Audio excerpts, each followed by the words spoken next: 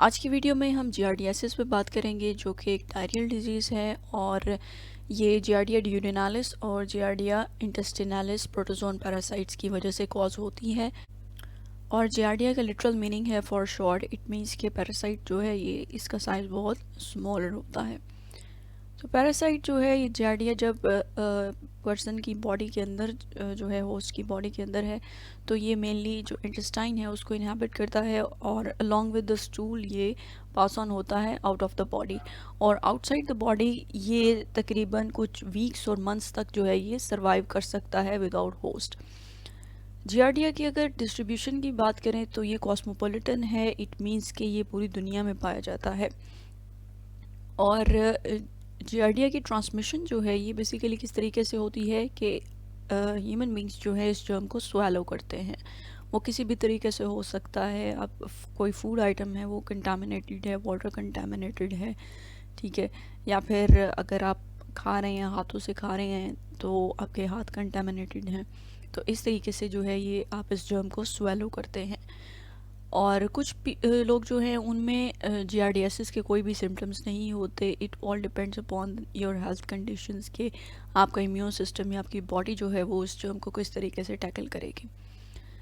अगर साइंस और सिम्टम्स जो है ये अपीयर होते भी हैं तो ये इन्फेक्शन के 1 से 2 हफ्ते के बाद होते हैं। और जनरली जो सिम्टम्स हैं इनमें है diarrhoea, gas, foul smelling greasy stool है that tends to float, stomach cramps हैं या स्टमक पेन हो सकती है, नोजिया है, वॉमिटिंग है, and all these conditions result in dehydration that is basically the loss of body fluids. Next is symptom. Symptoms की बात की जाए तो द वेरी फर्स्ट सिम्टम जो है जो आप नोटिस कर सकते हैं that is you will have 2 to 5 loose stools per day and progressively increasing fatigue, ठीक है। और लेस कॉमन सिम्टम्स जो हैं उनमें फ़ीवर है, इची स्किन है, हाइव्स हैं। हाइव्स बेसिकली जो है इची स्किन होती है लेकिन जो लीजन्स हैं वो थोड़े प्रोट्रूडेड होते हैं, उभरे हुए होते हैं स्किन के ऊपर, ठीक है। आइज़ की स्वेलिंग है और जॉइंट स्वेलिंग है।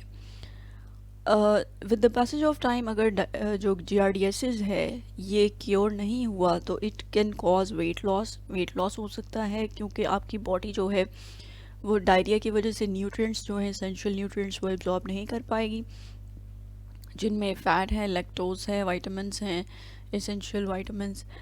सो some people will giardia infections have no symptoms at all, जैसे कि पहले भी हम इस पर बात कर चुके हैं। अब जियार्डियासिस जो है ये जो पेशेंट है ये 2 से 6 हफ्ते के बाद जो है इट विल फील बेटर और सिम्टम्स जो है ये ख़त्म हो जाएंगे, ठीक है। लेकिन कुछ केसेस में क्या होता है कि सिम्टम्स आपको लग रहा है कि सिम्टम्स ख़त्म हो चुके हैं, डिजीज़ स्टेट ख़त्म हो चुकी है, लेकिन कुछ दिनों या हफ्तों के बाद दोबारा से वही सिम्टम्स अपीयर होंगे, ठीक है, क्योंकि आपकी बॉडी के अंदर जो है अभी तक वो पैरासाइट प्रेजेंट है। तो सिम्टम्स जो हैं ये रिकर करते हैं, दोबारा से आते हैं, ठीक है। जियार्डियासिस कुछ पेशेंट्स ऐसे हैं जिनके अंदर लॉन्ग टर्म कॉम्प्लिकेशंस हो सकती हैं। लॉन्ग टर्म कॉम्प्लिकेशंस में रिएक्टिव आर्थराइटिस है। रिएक्टिव आर्थराइटिस जो है ये बेसिकली जो जॉइंट्स हैं उनके अंदर स्वेलिंग या पेन है जो कि किसी इन्फेक्शन की वजह से होती है। तो कुछ पेशेंट्स में ये कंडीशन जो है ये लॉन्ग टर्म हो सकती है। Irritable bowel syndrome. Irritable bowel syndrome में क्या होता है कि डायरिया होता है, स्टमक पेन होती है, नौसिया होता है, ठीक है, और recurring diarrhoea that can last for years, ठीक है। और ये कंडीशंस जो हैं डायरिया, बाउल सिंड्रोम, आर्थराइटिस ये सालों तक भी रह सकती हैं।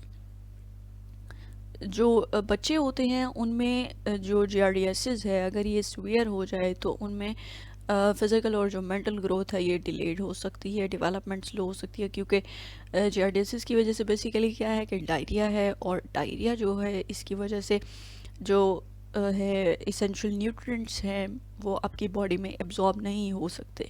तो न्यूट्रिएंट डेफिशिएंसी की वजह से मेल न्यूट्रिशन की स्टेट हो जाती है, जिसकी वजह से बच्चे जो हैं उनमें फ़िज़िकल और मेंटल ग्रोथ जो है ये डिले हो जाती है और डेवलपमेंट उनकी जो है ये स्लो होती है। नेक्स्ट है ट्रांसमिशन। ट्रांसमिशन के जो जियार्डिया पैरासाइट है ये आपकी बॉडी के अंदर किस तरीके से एंटर हो सकता है। तो बेसिकली एक रूट है कि आप इसको स्वेलो करेंगे, ठीक है। और ये किस तरीके से हो सकता है कि अगर आपका कांटेक्ट किसी कंटामिनेटेड चीज़ के साथ हुआ है जो कि इन्फेक्टेड पर्सन के स्टूल के साथ कंटामिनेटेड है, ठीक है।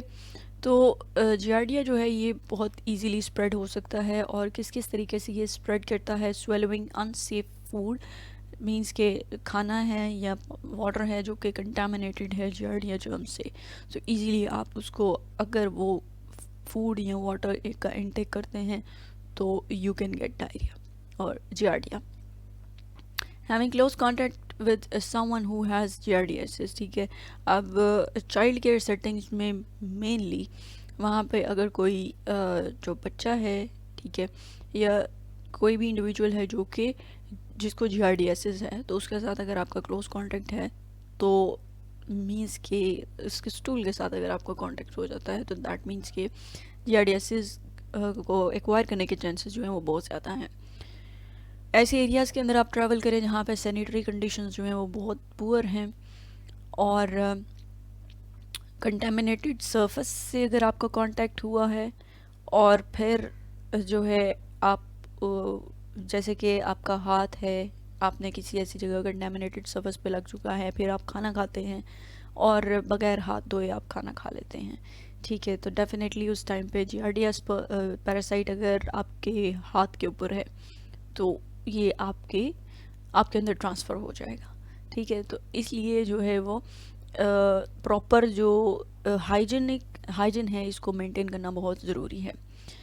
इन्फेक्टेड एनिमल्स या एनिमल एनवायरनमेंट्स जो कि एनिमल के जो स्टूल है उसके साथ कंटेमिनेटेड हैं, ठीक है, तो एनिमल्स में भी ये हो सकता है। इसलिए जो है प्रॉपर सैनिटरी कंडीशंस और हाइजीनिक कंडीशंस जो हैं इनको मेंटेन करना बहुत ज़रूरी है। नेक्स्ट है जी डायग्नोसिस। डायग्नोसिस जो है, डायरिया मेनली बहुत से टाइप्स के जर्म्स जो हैं उनकी वजह से हो सकता है। तो डॉक्टर जो है उसके लिए ये डिसाइड करना कि आपको किस जर्म की वजह से डायरिया हुआ है, तो जब तक वो कॉजेटिव एजेंट डायग्नोज नहीं हो जाता, तब तक आपका ट्रीटमेंट जो है वो सही से नहीं हो सकता, ठीक है। तो जो डायग्नोसिस है ये मेनली किस वजह से हो सकता है कि आपका जो स्टूल है उसके लैब टेस्ट किए जाएं, ठीक है। लेकिन जियार्डिया जो है इसका जो कंसंट्रेशन होती है पैरासाइट की, नंबर जो होता है वो बहुत कम होता है, इसलिए इसको स्टूल के अंदर डायग्नोज करना जो है ये इतना इजी नहीं होता, ठीक है। तो इसलिए जो डिफरेंट स्टूल सैंपल्स हैं, सेवरल स्टूल सैंपल्स, एक से ज़्यादा स्टूल सैंपल्स जो हैं आपके, उनके कलेक्ट करना और फिर उनको उनका लैब टेस्ट करना जो है ये ज़रूरी होता है इसकी डायग्नोसिस के लिए। नेक्स्ट है प्रिवेंशन एंड कंट्रोल, कि आप इसको प्रिवेंट किस तरीके से कर सकते हैं। अगर डायरिया है आपको, ठीक है, तो मतलब सिम्टम्स अपीयर हो चुके हैं, तो आप क्या कर सकते हैं? सबसे पहली चीज़ कि आप सिम्टम्स की स्वेरिटी को कम कर सकते हैं। और स्वेरिटी को किस तरीके से कम कर सकते हैं कि आप फ्लूइड्स लें, ठीक है, और ताकि डिहाइड्रेशन जो है वो कम हो, ठीक है। और इन्फेंट्स और प्रेग्नेंट वुमन जो हैं उनमें डिहाइड्रेशन के चांसेस जो हैं वो बहुत ज़्यादा होते हैं, that's why they have to take a lot of fluids. Next, infants जो हैं इनके अंदर डिहाइड्रेशन लाइफ थ्रेटनिंग भी हो सकती है, ठीक है। और इसलिए इसका जो ट्रीटमेंट है और डायग्नोसिस है ये टाइम पे होना चाहिए। अगर आप अर्ली इसको कर लेते हैं दैट इज़ गुड, ठीक है।